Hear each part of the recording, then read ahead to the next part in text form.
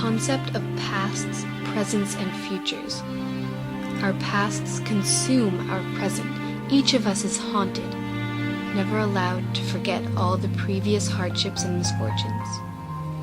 It's not hard to forget something if it's not important to us, and so shows the importance of our history, the impacts that have been made on the world. 1692. The torture and pain that occurred within that year was so strong, we still feel it to this day. 1692. The time of the famous Salem witch trials. Those who fell victims to the brutal hands of our cold pasts are remembered. Their stories are told on. And this is the story of Rebecca Nurse.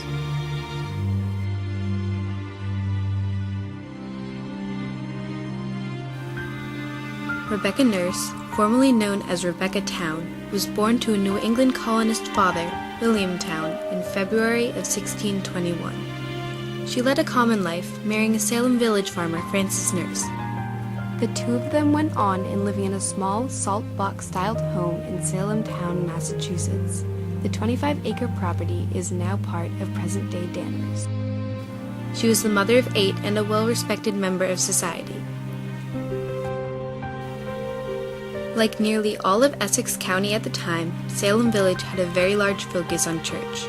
Going to church was an event to show off your social class. Those whom had higher social stature in the community sat in the first 2 rows of pews. Each row back from there was slightly less significant on the social pyramid. The origin of the witchcraft hysteria which gripped Salem in 1692 can be found in the universal belief in sorcery then held by most Christians. The whole concept of demonology was running through everybody's head simply because it was in the study of religion. Though the term demonology doesn't seem to have been present at the time, the concept of contact with demons, especially Satan, wasn't uncommon to hear of. In fact, professed communications with supernatural beings were regarded as innocent and even credible. Those who proclaimed to having the ability to converse with evil spirits such as this were seen as a highly privileged class. There was nothing insane about it, simply because it was a part of their faith. It was religion that those such as Anne Putnam, born to parents Thomas and Anne Putnam Sr., had in mind. Anne Putnam was a mere 12 years old when she accused Rebecca Town Nurse of being a witch. She accused her of physical abuse such as strangling, as well as seeing Nurse praying to the devil. Unlike the other 3 previously accused, Sarah Good, Sarah Osborne, and Martha Corey, her husband, Francis, was faithful. The husbands of the other 3 women failed to defend their own wives. The Putnam family had originally sought medical help for an explanation to these strange convulsive fits their daughter had been having. The physicians called in to examine the girls could find no natural cause of the disturbing behaviors. The medical advice that they had received told them that they should look into the matter religiously. Our knowledge that we have today shows that those whom accused others of using witchcraft were sick. They were suffering from encephalitis, an inflammation of different parts of the brain. This was a very common disease back then, with many cases. This explains why so many agreed to be having these hallucinations. It was spread through infections from things such as tick bites or even the bacteria in spoiled meat. Back then, such a medical diagnosis was non-existent, and because friends and families backed up those inflicted with these trance-like states, society was being convinced that witchcraft was the only explanation.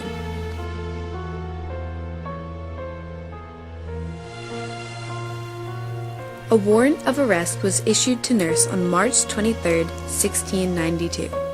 The complaint was filed by Edward and Jonathan Putnam, stating that she had committed sundry acts of witchcraft and having thereby done much hurt and injury to the bodies of Anne Putnam and many others.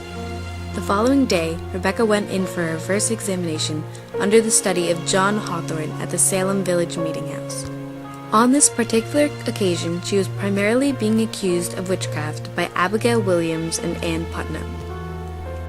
During this examination, she was asked why she had never visited those who had been afflicted, and she responded, "Because I was afraid I should have fits too." Rebecca, here again, showed that she also considered the fits of the afflicted contagious. There were some who still believed in her innocence and tried to defend her. A petition was compiled and signed by 39 members of Salem Village. Israel Porter signed the petition as well as testifying on her behalf. He described her as not only innocent of any crime, but a very model of Christian piety. People were starting to think that perhaps she was innocent, and she was acquitted. But persistence from the Putnam family, as well as those who were truly convinced she was a witch, caused a second trial. On June 29, 1692, she was found guilty. She was hanged on July 19, 1692. In the late 17th century, Massachusetts authority was weak and inconclusive, so therefore, when popular opinion swung behind the witch hunts, there was simply no stopping them. The trials are permanent testimony to the effect that fear, emotion, and superstition can have on the judicial process and the danger of accepting coerced confessions or evidence that is not subject to empirical verification by other witnesses.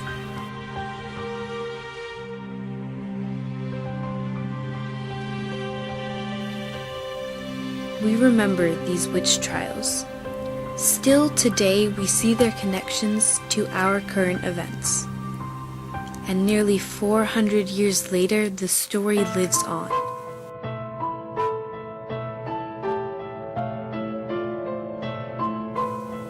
We must remember that our past is still part of our present, and who knows what will await for us in our future.